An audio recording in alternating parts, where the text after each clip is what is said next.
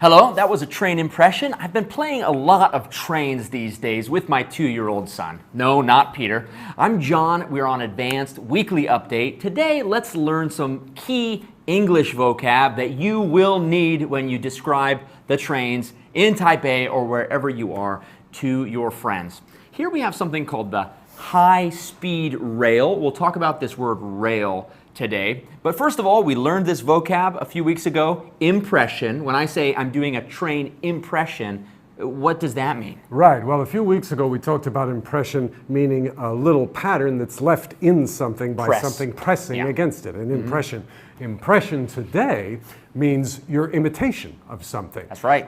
That was at the top of the live stream, our impression of a train. And I know you're impressed. Yes. We also talked about first impressions last time, and your first impression is the impact you make when you first meet someone. Well, today we have a poll for you. Let's get some questions going. Your poll is, do you ever travel by train? Do you ever travel on a train? Frequently, occasionally, sometimes, infrequently. That's the opposite, of course, of frequently, which means often, so not often. Or I'm allergic to trains, so no.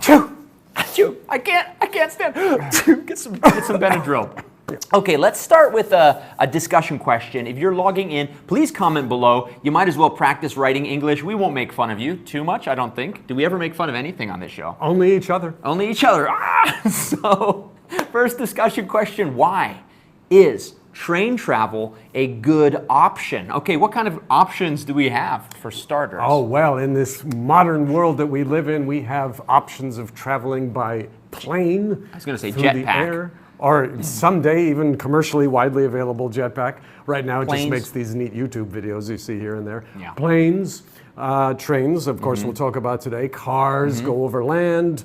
Bikes. We can even travel by ship, over the water, all sorts of options. I love trains, though. Trains are great, in my opinion. I'll start by answering. I love trains because they are a great way to see the scenery, because you're on the ground, unlike a plane. They go pretty fast, and they're very relaxing. You know, you can get up and stretch your legs. They're actually probably the most relaxing form of travel, just off the top of my head. Maybe a boat ride could be cool, but I love seeing the cities and the countryside by trains. How about you? Yes, no, I would agree that I think maybe a cruise ship might be even more relaxing than a train, but no one takes a cruise ship to get somewhere. You take a cruise ship to enjoy a cruise and to just sort of meander around. But a train is the most relaxed form of traveling when you are still trying to get someplace. Yeah, it's true. It's very destination oriented still. B, you point out that you can relax on the train, amen, and meet people. It's true. I've had some great conversations on trains. Sometimes you're facing another person and you kind of have to, you kind of have to arrange talk to them. the seats. But it's definitely a fun conversational atmosphere. Okay, our next discussion question is going to be this. Describe a memorable train trip. So you've got those two discussion questions. Please comment in just like B did. Let's get into some vocabulary. Vocabulary. First we have a phrase, to ride the rails. Okay, first, what does that mean? To ride the rails. Well, today and historically too, it means to travel by train. Travel by train, but ride the rails. Historically, it had a bit of an edge to it because it meant to ride a train without buying a ticket. It meant, in America, we call them hobos or bums. It's kind of a nasty term, but they were kind of desperate people, sometimes nasty people, sometimes just people down on their luck, didn't have enough money to pay for a ticket, but needed to get somewhere across country, so they would jump onto a very slow-moving freight train, not a passenger train, but a freight train, as it was pulling out of town when it's only going like about 5-10 miles an hour at first because it's so big. And they would just hide with the cattle or in the wheat bags, whatever the train was carrying, and that was called riding the rails. Riding the rails. You can use that term just generally to say I was on a train, I was riding the rails. You know, once when I was a teenager, I did jump on a freight train and I rode the rails out of town. Don't do that. I'm not saying that was a good thing, but I've done it before. Okay. I'm sorry, one other thing we should mention briefly is, because John said rode the rails out of town, there is another English expression which you don't hear so much called ridden on a rail. To be ridden on a rail. Out of town. And that means that you got kicked out of town. Let's say someone came into town and was selling a product that was no good or cheating people of money. They would tar and feather them, which is a whole nother conversation, put them on a big railroad beam and take them out of town. Okay, so that is another expression you will see in some American literature. Yeah, in American literature you won't hear it too much. Let's go to the next one, a fair, F-A-R-E. Now there's fair, F-A-I-R, that can mean either pleasant weather, fair weather. Fair can mean so-so. You know, I did a fair job on the test. Or something is fair, it's right, it's just. But here, fare, F-A-R-E, means what you pay, right? Right. You pay a fare, and it's not just for trains. If you've ever been on a ferry boat, you pay a fare to get on the ferry boat. You pay a fare to get on the MRT, to get on a bus. You call it a fare.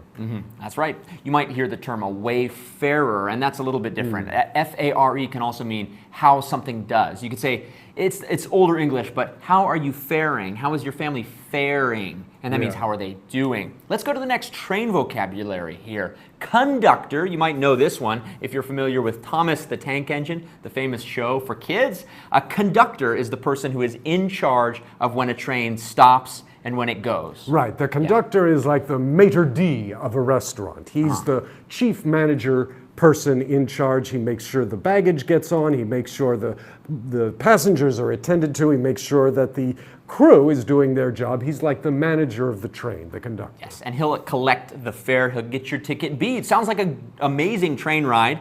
You've got coffee in there, you got a coffee bought for you, amazing. And New Zealand, what a beautiful place to see by train. I wonder if the train, like here in Taiwan, goes around the coast, or did it go through the mountains? Tell us more. So that's the next vocab, fare and the conductor. We'll get to another train-related term here, the job of the engineer. You've got an engine in a car, right? An engineer is the person in charge of driving the train. They have a very important job, kind of a stressful job sometimes, but the engineer is the driver. Right, an engineer, you hear at the end of that word, engineer, that ear, that's a suffix, right? Yeah, suffix at the end. See at the end of words sometimes to describe someone who does the work of the noun of the sentence. In this case, the noun is the engine, so the person who uses the engine is the engineer. An auction, where people say, hey, bid this much, bid this much, bid this much, $5, sold! $10.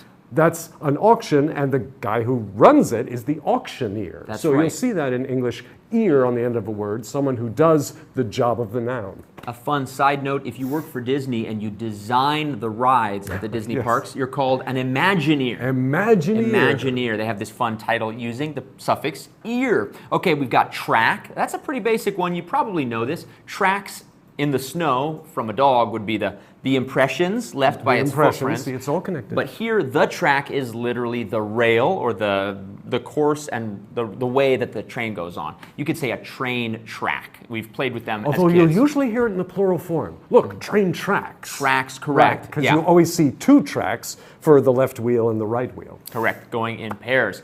Finally, we've got this word engine here. Now let's talk about the train itself. You've got engine, you've got carriages, and you've got a caboose on most trains. So the engine is the front part of the train, or it's the part that actually has an engine in it and generates power. Right. Sometimes it pushes train cars, sometimes it pulls them.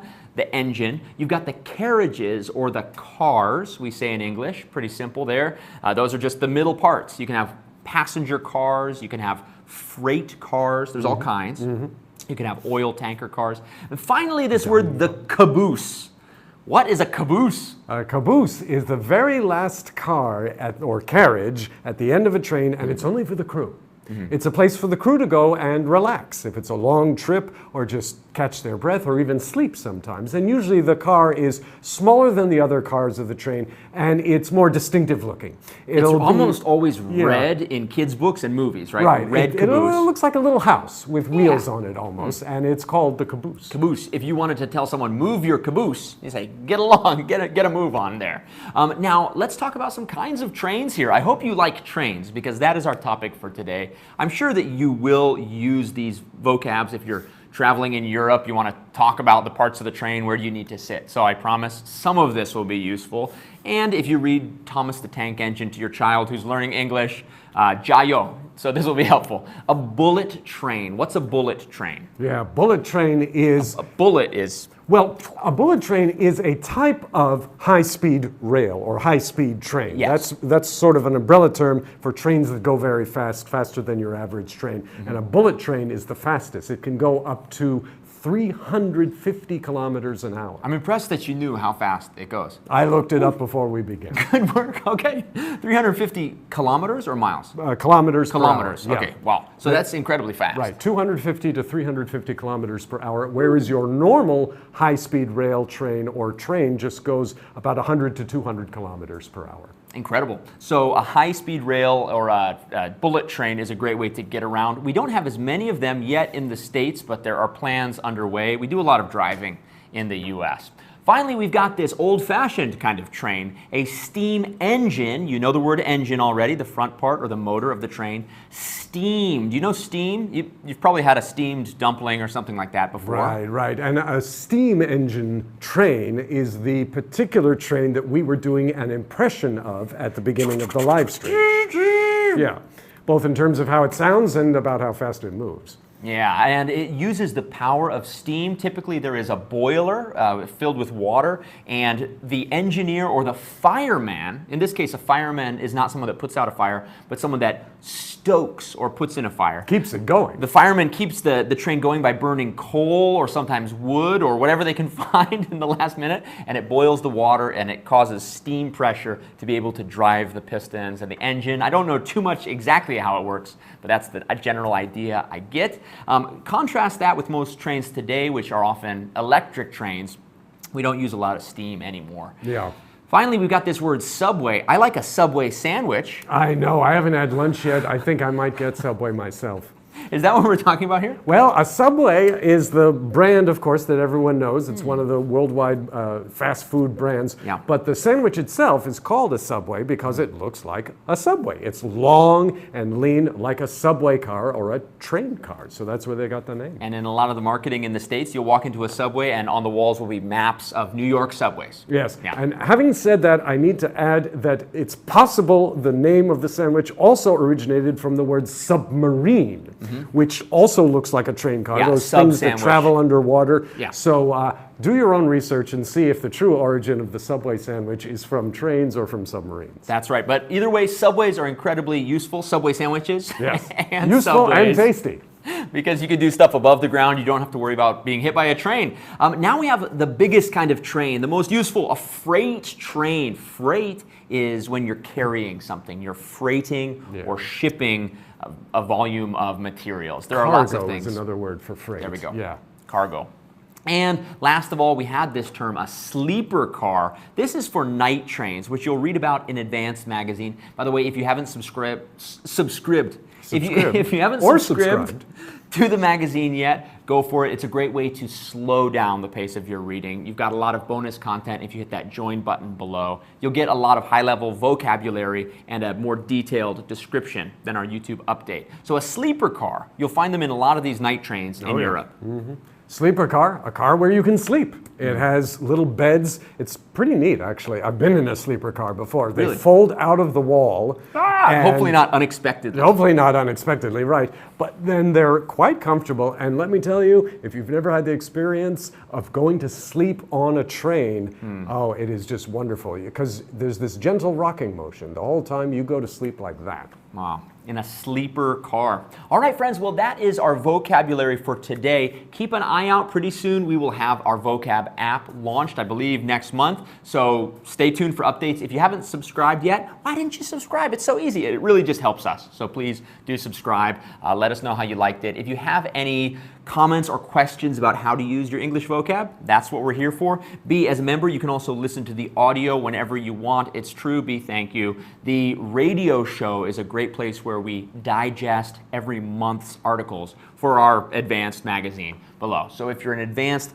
reader, you can be an advanced listener. It's a great way to multitask. And actually, let's be honest, reading English is its own skill. It has certain difficulties, but being able to listen to it is what we're really going for, right? You want to be able to just talk to somebody and hear, and your brain can process without seeing it. I'm really proud of the work you all have done. Thank you for being self-motivated and getting to this level in your own English journey. Give yourself a little pat on the back. Say, okay, thank God I made it this far. There's always more to learn, even as a native speaker, so we're happy to be your coaches in this. 加油. Your engineers for English. Your engineers. Oh, wow. Ooh, okay, we might have to change the name. God bless you. We'll see you next time on Advanced Weekly Update. Now leaving the station, train number 431 to Bedford Falls, Baltimore.